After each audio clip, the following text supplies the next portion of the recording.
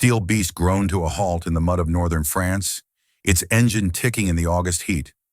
Inside the cramped hull of the M4 Sherman, 5 American tankers sat in darkness, listening. 200 meters ahead, through the hedgerow and the haze of cordite smoke, the unmistakable silhouette of a German Tiger tank emerged from the tree line.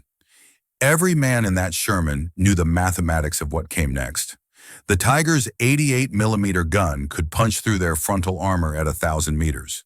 Their own 75mm gun would bounce off the Tiger's glacis plate at anything beyond point-blank range. Doctrine was clear. If you saw a Tiger, you called in air support, artillery, tank destroyers, anything but engaging directly. You did not, under any circumstances, try to fight it alone. Yet on that afternoon in Normandy, and on dozens of afternoons like it across France and into Germany, Sherman crews did exactly that, and they won. This defies everything the textbooks said about armored warfare in 1944.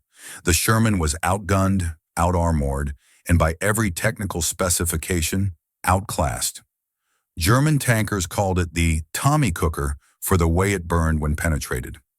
American crews nicknamed it the Ronson after the cigarette lighter that boasted it lit on the first strike. The Tiger, meanwhile, was a 56-ton fortress on treads, a machine so feared that British intelligence reports suggested it took 5 Shermans to knock out a single Tiger, and 4 of those 5 would burn before the job was done. The math was brutal. The doctrine was unambiguous. And yet, somewhere between the bocage of Normandy and the forests of the Ardennes, American tank crews found something that changed the equation entirely. This is not a story about superior engineering. It is not about some secret weapon rolled out by Allied command or a technological breakthrough that leveled the playing field. What happened in those hedgerows and village streets was quieter than that, and in its own way, more revolutionary. It was an edge so simple, so fundamentally human, that it nearly disappeared from the historical record altogether. Historians focused on tonnage and armor thickness and muzzle velocity. They wrote about production numbers and logistical superiority, but they missed what the crews themselves discovered in the smoke and chaos of close-quarters combat. That the tank battle was never just about the tank. The men who climbed into those Shermans every morning, knowing full well they were rolling into combat in what amounted to a mechanical coffin, found a way to win that had nothing to do with firepower and everything to do with something the German panzers, for all their fearsome reputation, could not match. This is the story of that edge, and of the ordinary soldiers who turned the Sherman from a death trap into a weapon that helped win the war. It is a story written not in the planning rooms of Allied headquarters, but in the mud and fire of France, by men whose names have been largely forgotten, but whose innovation changed the course of armored warfare in ways that doctrine would take years to acknowledge. The M4 Sherman entered service in 1942 with a reputation built on practicality rather than prowess. It was designed to be reliable, mass-produced, and easy to repair. American engineers understood that the coming war in Europe would demand thousands of tanks, not dozens of invincible ones. The Sherman could cross a Bailey Bridge without collapsing it. It could be shipped across the Atlantic, unloaded at a bombed-out port, and driven into combat the same day. Its engine was adapted from aircraft radial designs, which meant mechanics already knew how to fix it. The welded hull was simple enough that factories across America could produce components without retooling entire assembly lines. It was not built to duel with German heavy armor in open terrain. It was built to support infantry, exploit breakthroughs, and keep moving. In the deserts of North Africa, it performed admirably against the lighter German Panzer IIIs and IVs. Crews praised its reliability in the scorching heat where other tanks broke down. But by the time Allied forces landed in Normandy in June of 1944, the Sherman faced an entirely different kind of enemy. The Tiger I had entered German service 2 years earlier, and by 1944, it had achieved something close to mythological status among Allied troops. With frontal armor up to 100 millimeters thick and a main gun derived from the famous 88 anti-aircraft cannon, the Tiger could destroy any Allied tank at ranges where the Allied tank could not even threaten it in return. A Tiger could sit hull down on a ridgeline and methodically dismantle an entire armored column before its targets could close within effective firing range. The sound of its engine was distinctive, a deep rumble that carried across fields and through forests, announcing its presence like a predator's growl. In North Africa, a single Tiger commanded by Michael Whitman destroyed an entire British armored column at Villers-Bocage, knocking out 25 tanks and vehicles in 15 minutes. The psychological impact was immense. Allied tankers learned to fear the Tiger not just as a weapon, but as a presence, a shadow lurking behind every hedgerow and village corner. Intelligence officers distributed recognition charts showing the Tiger's distinctive profile, its boxy turret and overlapping road wheels. The message was always the same: avoid direct engagement. The men who crewed the Shermans were not career soldiers or elite panzer aces. They were draftees and volunteers from small towns across America, many of whom had never seen the inside of a tank before arriving at training camps in Texas or California. They learned to drive, load, and fire in a matter of weeks before being shipped to England and then across the Channel into Normandy. Most were barely out of their teens. They came from farms and factories, from city blocks and rural crossroads, united only by circumstance and the knowledge that they were about to take a 30-ton steel box into combat against an enemy that had been perfecting armored warfare for half a decade. The crew of a Sherman was 5 men, a driver and assistant driver in the hull, a gunner and loader in the turret, and a commander who coordinated everything while trying not to get his head blown off when he popped out of the hatch to see what was happening. They lived together in a space barely larger than a walk-in closet, breathing oil fumes and cordite smoke, deafened by the roar of the engine and the clang of shells hitting armor. They understood the odds. Intelligence briefings made no effort to sugarcoat the Tiger's capabilities. Before landing in France, crews were shown cutaway diagrams of Tiger armor and told in plain terms that their 75mm guns would not penetrate it from the front. The official guidance was to avoid engagement if possible.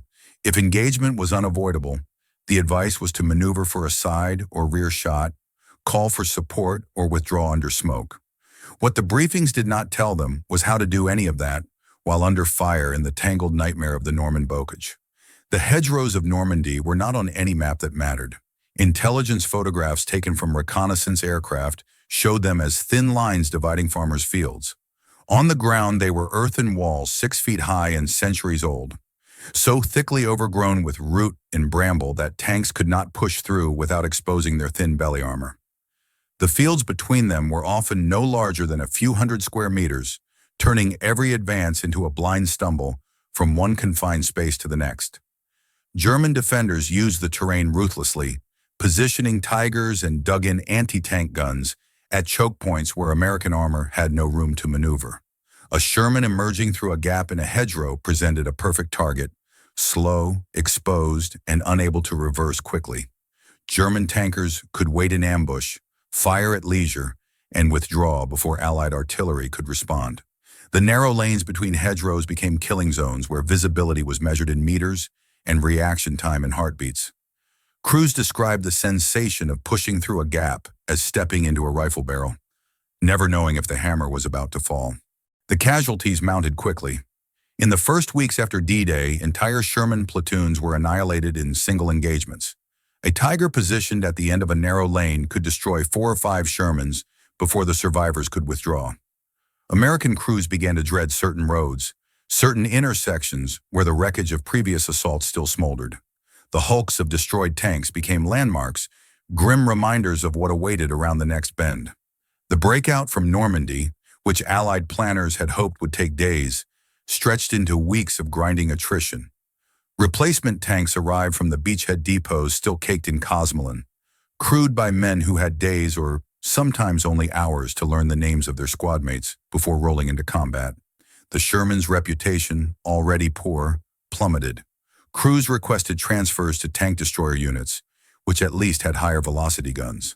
Some painted extra sandbags onto their hulls in a desperate bid for additional protection, though the added weight made the tanks slower and more prone to bogging down. Others welded spare track links to the frontal armor, creating crude applique that might deflect a glancing hit. Morale sagged under the weight of losses that seemed inevitable, mechanical, and impossible to prevent.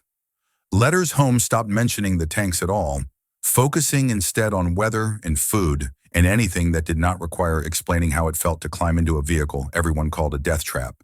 And yet, even as the briefings emphasized the Sherman's inferiority, something else was happening in the field. Crews who survived their first encounters with Tigers began to notice things. The Tiger was formidable, yes, but it was not invincible. It was slow. Its top speed on roads was barely 20 miles per hour, and in the mud-enclosed terrain of the bocage, it often moved at a crawl. It was mechanically complex. Its transmission was prone to failure, especially in the demanding conditions of sustained combat operations. The overlapping road wheel design, while distributing weight effectively, became a maintenance nightmare when packed with mud or frozen solid in winter conditions. More importantly, there were not very many of them. German industry, stretched thin by years of war and Allied bombing, could produce fewer than 1,500 Tigers in total across the entire conflict.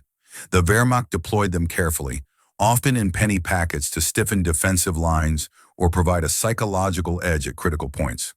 This meant that while a Tiger might dominate a single engagement, it could not be everywhere at once.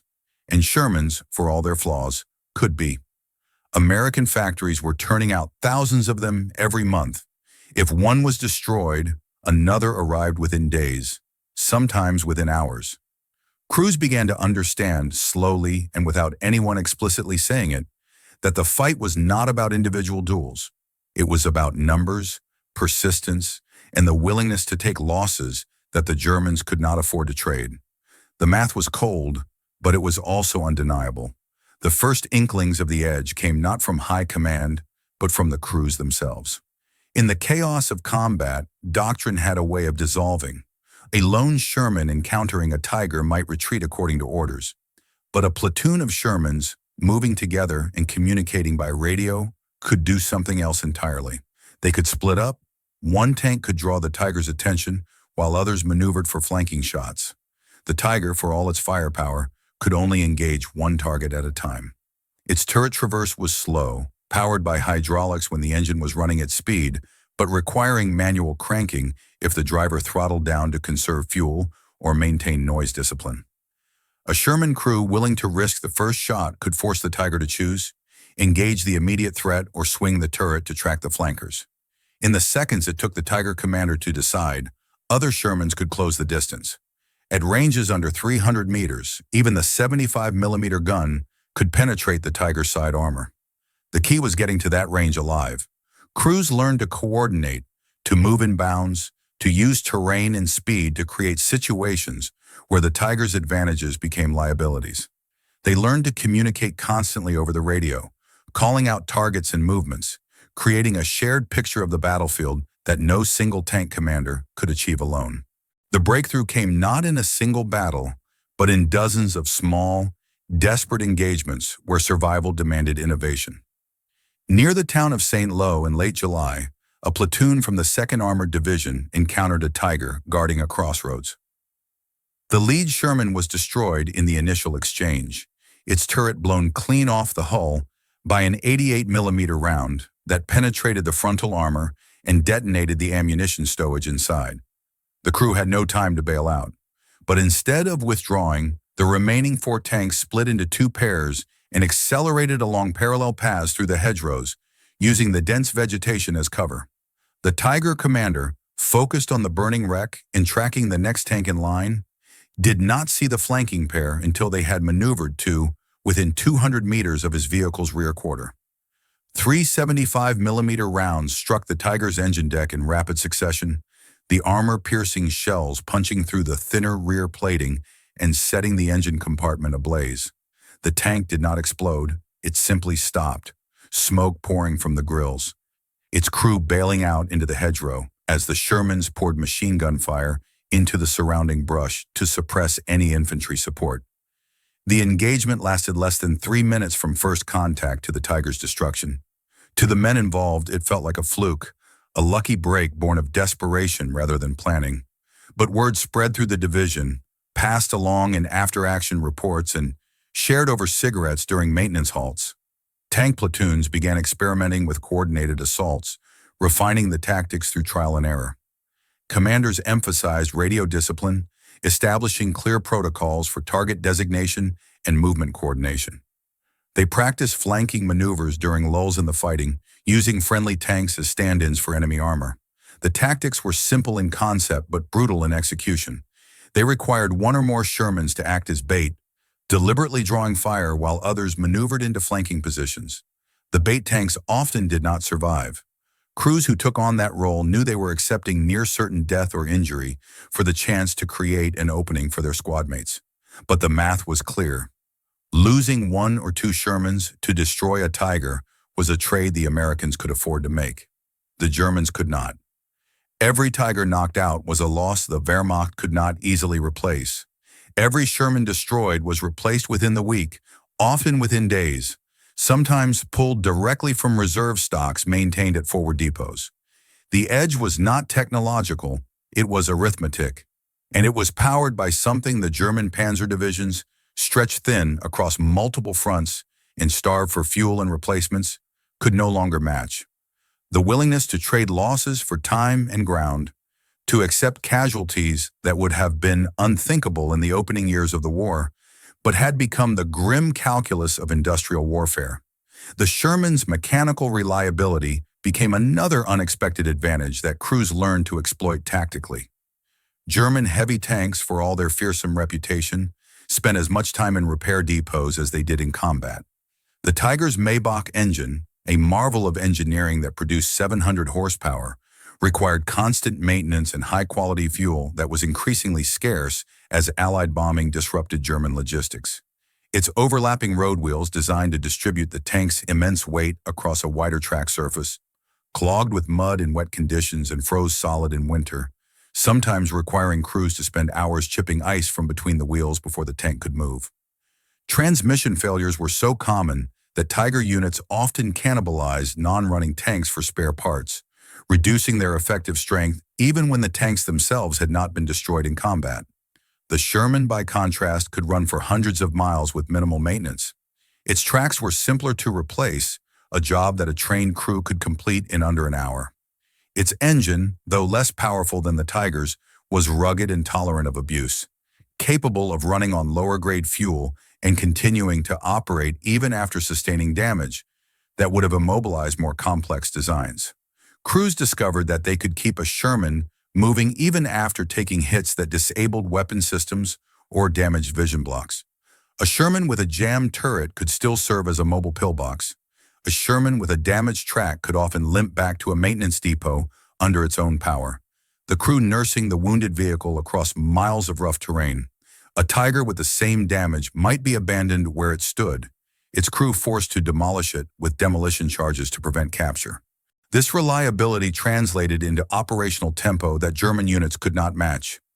American armored divisions could sustain offensive operations day after day, their Shermans requiring only fuel and ammunition to keep moving.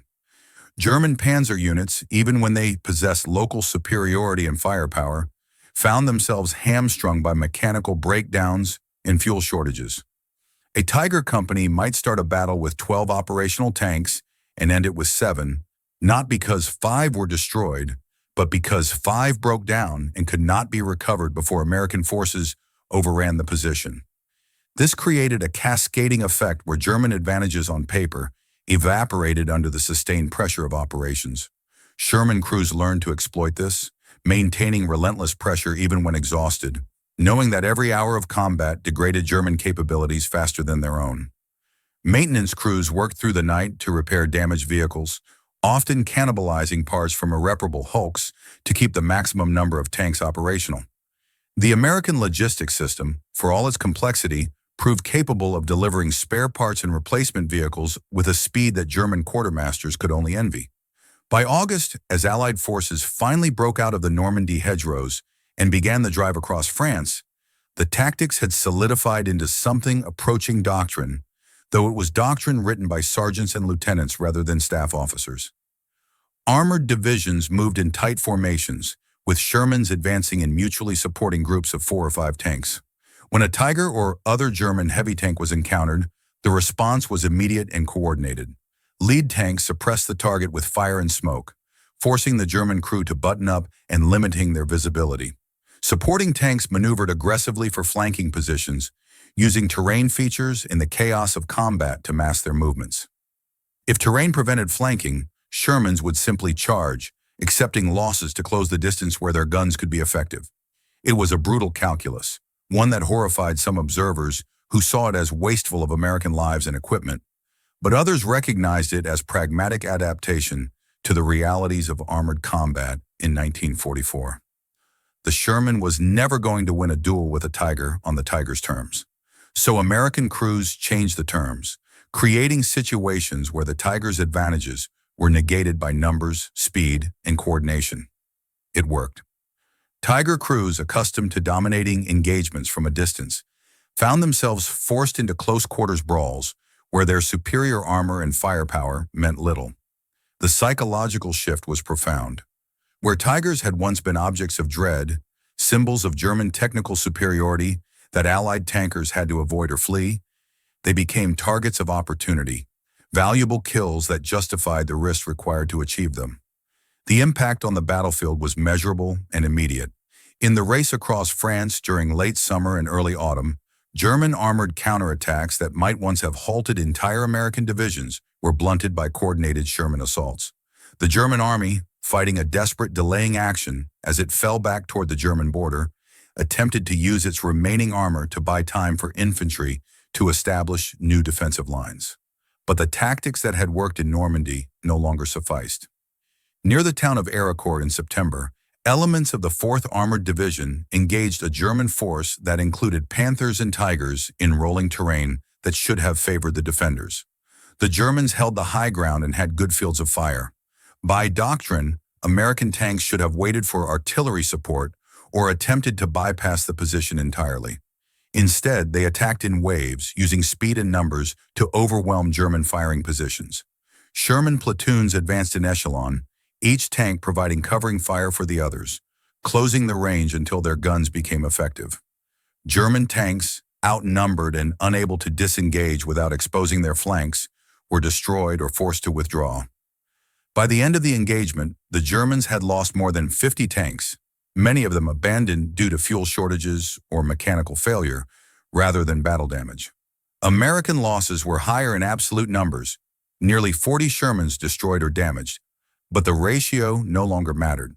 The Germans could not replace what they lost. The Americans could and did. Within 2 days, the 4th Armored Division had received enough replacement vehicles to restore its combat strength and continue the advance. This pattern repeated across the front as autumn turned to winter. German armored units, once the spearhead of the Wehrmacht's offensive power, found themselves fighting a defensive battle they could not win through technical superiority alone. American tank crews, tempered by months of combat, had learned to exploit every weakness in the German armor force. They knew that Tigers rarely operated alone, which meant that destroying one often required fighting through screening forces of lighter tanks and infantry. They knew that German tanks were most vulnerable during refueling operations or when repositioning between defensive positions. They knew that radio intercepts could sometimes provide warning of German armor movements, allowing American units to set ambushes rather than stumbling into them. The accumulation of tactical knowledge, shared informally between units and codified in after-action reports, created a feedback loop where successful techniques spread rapidly through the American armored force. Units that had suffered catastrophic losses in June were, by November, destroying German armor at ratios that would have seemed impossible 6 months earlier. The German offensive in the Ardennes in December, later known as the Battle of the Bulge, represented a final test of the evolution that had occurred. German planners committed their last substantial armored reserves to a surprise attack through difficult terrain, hoping to split the Allied armies and capture vital supply depots. The offensive achieved tactical surprise and initial success, pushing American forces back and creating a dangerous salient. But when German armor encountered American tank units, the engagements followed patterns that had become familiar. German Tigers and Panthers, operating at the end of tenuous supply lines and hampered by fuel shortages, faced Sherman units that refused to yield ground without exacting a toll. At the town of Bastogne, surrounded American forces included armored elements that held their positions despite being outnumbered and cut off. When relief columns fought through to Bastogne in late December, the battle had already turned. German armor, unable to sustain offensive operations and worn down by attrition, withdrew.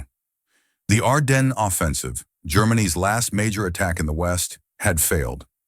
American armor had proven that it could absorb a surprise attack from Germany's best remaining units, and not just survive but prevail. The legacy of those months is buried in the broader narrative of Allied victory, overshadowed by stories of strategic bombing, amphibious landings, and the final drive into Germany. Historians note that American armor production outstripped German output by overwhelming margins, which is true but incomplete. Numbers alone did not win tank battles. What mattered was how those numbers were used, and more importantly, who used them. Sherman crews, learning under fire and adapting faster than doctrine could keep up, turned quantity into a tactical weapon. They learned to exploit the Tiger's weaknesses, its slow traverse, its mechanical fragility, its scarcity, with a ruthlessness born of necessity.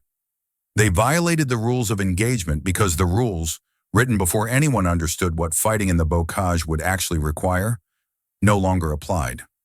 The edge they found was not in the tank's specifications or in some wonder weapon that high command had kept secret.